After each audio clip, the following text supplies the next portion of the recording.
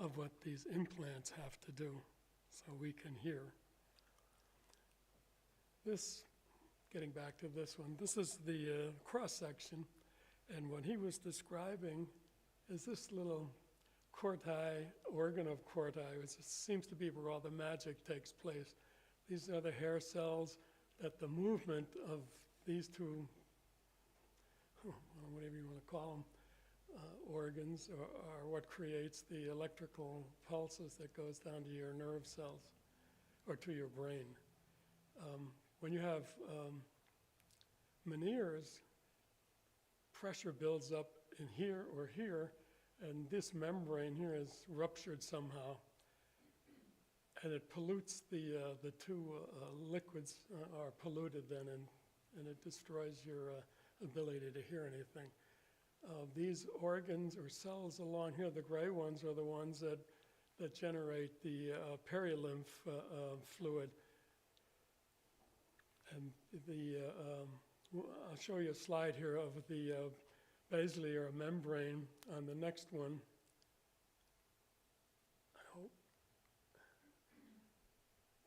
When you take the basilar membrane and stretch it out, it's about 35 millimeters. None of this is to scale either, but you can get an idea that the frequencies that he was talking about, where along this basilar membrane those particular frequencies are detected and sent to your brain. Also, I got to tell you that I have no medical training beyond CPR at Boy Scouts. Okay, so I'll try to answer your questions, but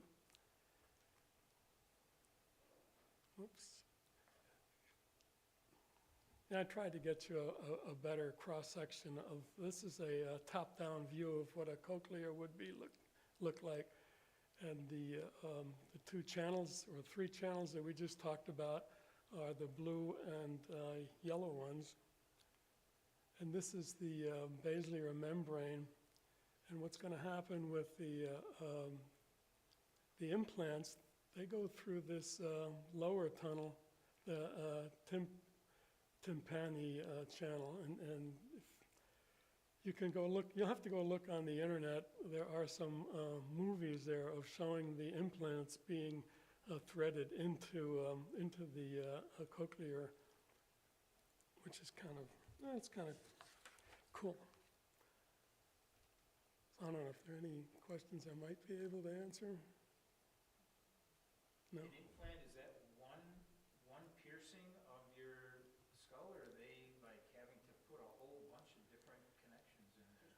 No, it's one relatively large opening that they drill into your skull because they have to get down to the cochlea. One of the problems is you have a facial nerve that also runs near the cochlea, so you don't want to touch that. They'll drill a hole. Well, you know, the whole inner ear is covered by a very thin bone. So what they'll do is they'll drill a hole. It's about 1 millimeter in diameter, maybe 1.5 millimeters. It's pretty small. And then they're going to feed the electrodes through that. I'll show you a picture of the electrodes later on.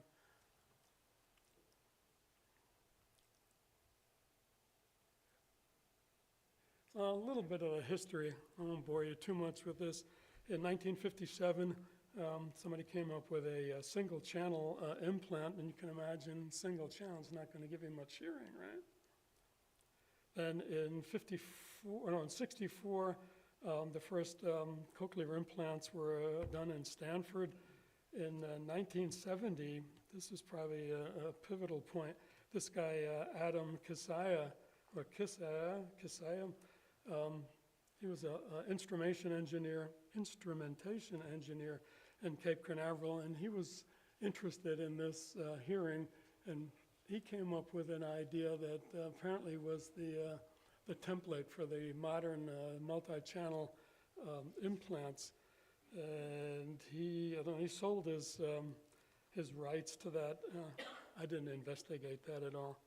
In 77 and 78, we have some implants that were done. A couple of people came up with that.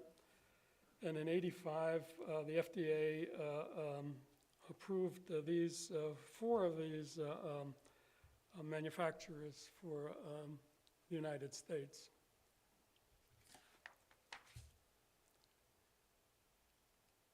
Some of the prerequisites for having an implant are up here. You can be 18 years of older, moderate to profound sensorial hearing loss.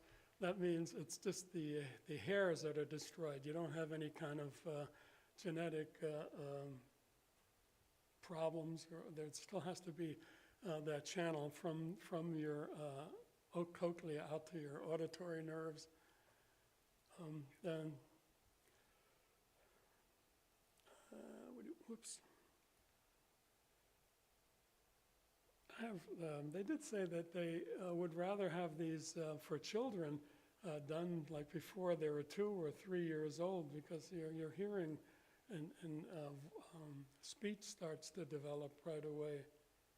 And I guess we can't see the bottom of that, but they put them into quite young children. There's some links at the end of this, so you can look on YouTube and see the expression on children and adults' faces when they first turn those things on. It's really kind of brings a tear to my eye when I see the joy. What was curious to me was the kids just smiled, and you could see the joy in their faces, where the adults, they just wept. They cried right away. Well, I hope none of you have to go through that. So. Yes, okay, some miscellaneous here. As he said before, age is the strongest predictor. So according to this, if you're past 69, you're pretty much home free, right? Maybe not. 1 in 8 people in the United States, it's about 30 million folks, have ages 12 or more have hearing loss in both ears. In the United States, we have 118,000 adults and 65,000 children have received implants in 2022. In 2020, about 1,700 babies were born deaf. Children, as I said before, if you get your implant before 2 years, you have a better outcome. Your cochlea is fully developed after 4.5 months. So I got to think about that. The kid's been hearing for about 4 months, right? Here's mom's heartbeat, television, dad, screeching tires. You must think, what the hell is there out there that I'm coming into? Oh, that's 4.5 months of gestation, not after birth, right? No, the gestation, right. Yeah, it's 4.5 months until you're born, about after that, right? 9 months, yada. Okay? Yeah. So you can imagine child, and mom, he's born now, can't see anything, is in mom's arms, opens up his eyes, and of course mom's going to say something, right? Welcome to the world. And that's going to be his first aha moment. He's going to look at her and say, yeah, I know who you are. I've heard you before. Same thing for dad, right? Yeah, the cochlea is about 2.5 turns, and of course it's Greek for snail, right? Now, some of the risks that I paid no attention to, of course there's bleeding, infection, what happens if the device malfunctions, and I trust them to test it first, right? You have the facial nerve that's might be in the way. Tinnitus, well, I had that already, so. Dizziness is the worst part about hearing problems, because your semicircular canals are all part of the same structure. So if you have problems with one of them, you probably got problems with the other. Long-term risk is not too bad. Meningitis, 91 out of 60,000, as per Stanford.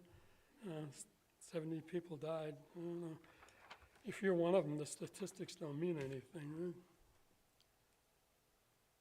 Now, this is what the cochlea outside looks like. I've got one of these here, so you can come up and take a look at a real one if you want. You have, you got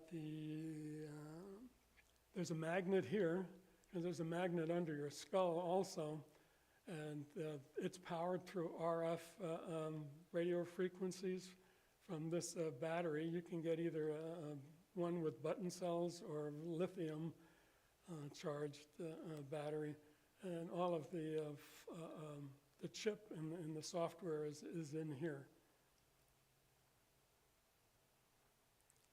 So because it's held on by a magnet, you can take it off completely if you're gonna shower or Oh, bathe yeah. or swim or something like that? Yeah, There it is, it's off. sure. And it just goes back on and it's like Yeah, you know where it goes and there you are again. Do you get that on 1 year or both years?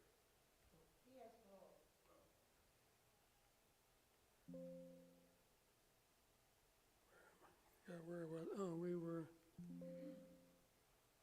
am I going the wrong way here? Yeah, I think so.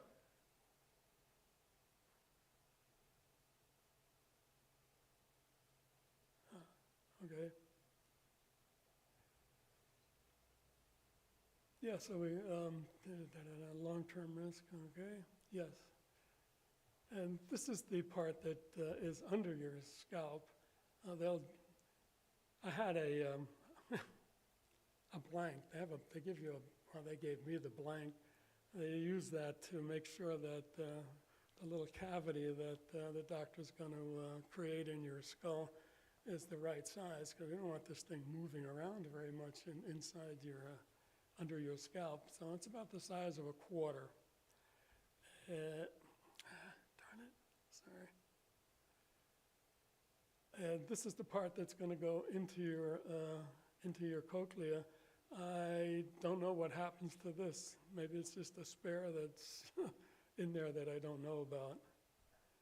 Is it labeled something? Extracochlear electrode Right, It's outside. outside of the cochlea. yes. Because he's only putting this, this part. This is a tool here, and you can see there's a little bit of a curl. And so they push it through, and there's some markers on here that you shouldn't go past. There is a part of the manual I got was kind of a do-it-yourself for the doctor. It was everything, here's how you're supposed to do this. They have an 800 number in case he has a problem during the operation. I don't know, I gotta have a good mirror on it so I can see what I'm doing. But yeah, that's what the device looks like. Number 4 is a white alignment marker, so it's, yeah. Yeah, I It's didn't, the depth that it's inserted. I didn't bring all the books. They gave me a whole backpack full of stuff. Most of which, I'm a really bad patient. I haven't looked at most of it, and when I got it, they said, here's some websites, go here and practice. You're supposed to, they'll give you a sound or a word, and you're supposed to repeat it. But since I've been hearing pretty much all my life, it got boring so fast as I forget it. You know, my problem was not hearing, it was understanding. That's most people, isn't it? Yeah. Well. So you wanted to know how this thing really works. Well, you know, a sound wave, it's just a wave, and a wave can be deconstructed into its sines and cosines, its individual frequencies. And when you put those together, you get the original wave. And that's how square waves are made in digital technology now. You take the analog signal, you get the right frequencies together, and you have pretty much a square wave, if that makes any sense. So there's a thing called Fourier analysis that does that. I didn't bring up all of the, it's all calculus, and you're doing all kinds of integrals to figure out where the different frequencies are. But nature does this with the Baselier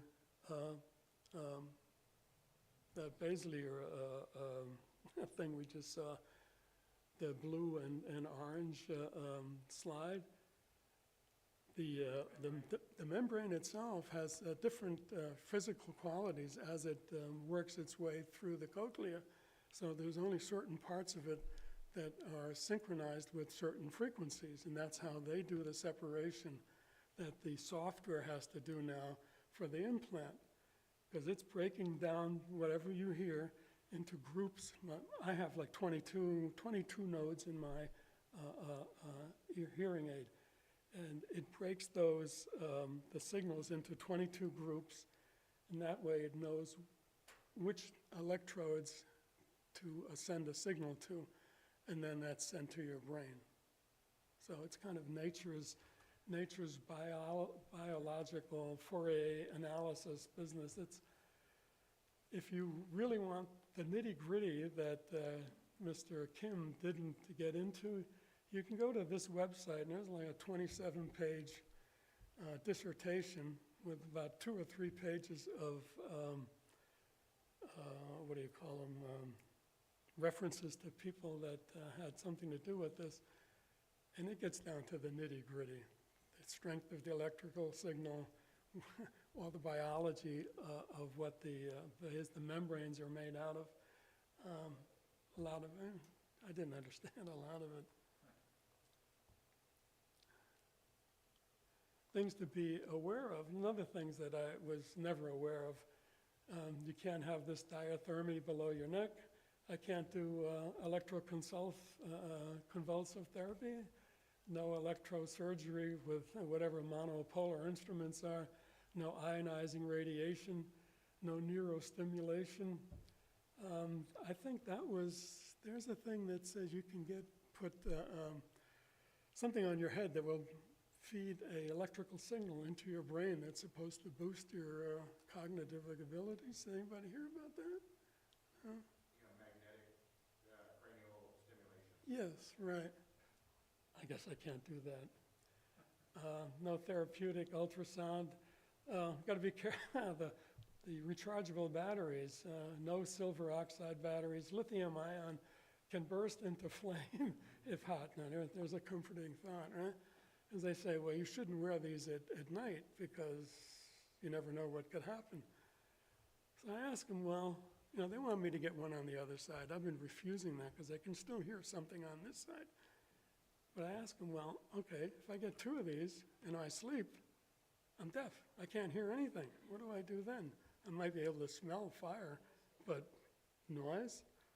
I said, well, you can get a bed shaker or something, or you can get something that creates a bright flashing light, or get a dog or something. I don't know. So that's why I've put that off. Sleeping, yeah. Oh, well, I guess this conversion didn't quite make it.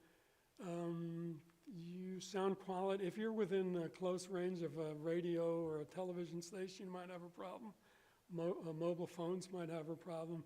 And I found this little table to be interesting because I've got a 5 gig Wi-Fi router from AT&T that I brought now.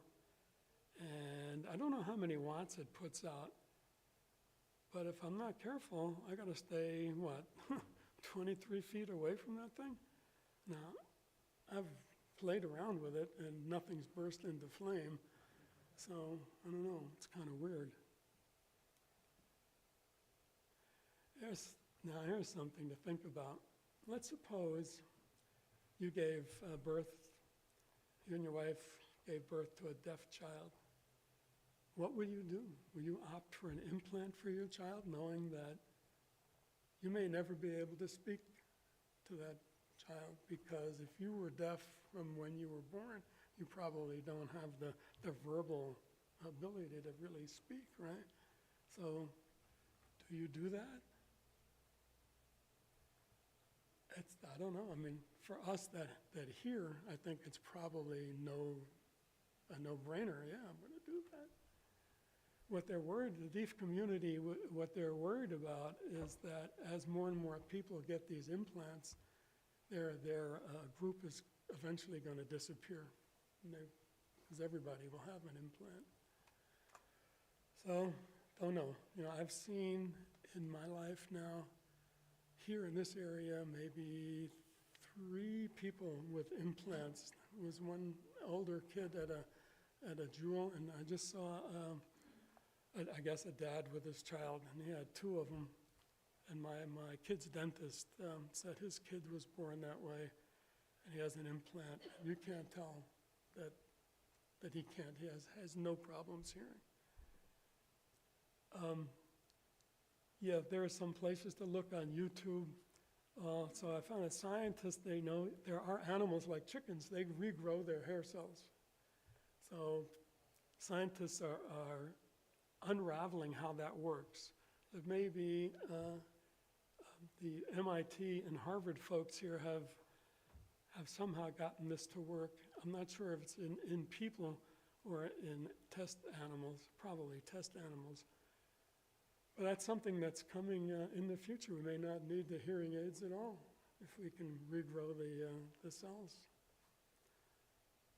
And yeah, this is from Loyola Medicine. The doctor gave me a diet for people who have hearing problems. This is a diet that he suggested you try to follow. I can send anybody who wants it a copy of this. I found that I couldn't do it. No, forget it. It's so bland. I took my chances, and so I got to live with it. So I don't know if there's I'm not an engineer, not a doctor. This is what happened to me. That the parts to this thing are just ferociously expensive. The lithium-ion batteries are $250 a pop, and they have a limited recharging capability. The sound processor is like about $5,000. And there's a little charger thing you can buy. You can put it in your car. It's like $100 for the bottom part and another $100 for the cover. So it's not cheap. And I don't know what it costs now. I think the operation back in 2018 was about $30,000. I didn't pay that much. I certainly didn't pay near that. The Medicare covered most of it, and then the insurance took care of the rest. So yeah, it's not cheap. That was my question, if Medicare and insurance typically cover these. Yeah, they have in the past. Right. Kind of worried about what's going to happen now. All right, so we are broadcasting on YouTube, so if you have a question, please wait for the microphone so that people who are watching online can hear you. Anybody have questions or comments? I assume you're ready for questions and comments? I'm sorry? You're ready for questions and comments? I don't know if I'm ready for answers, but sure. Okay. Well, you did a great job. No questions, apparently. So, Or a lousy job, right? I think it was really good. Thank you so much. That was really informative about the way the ear works and the way these implants work.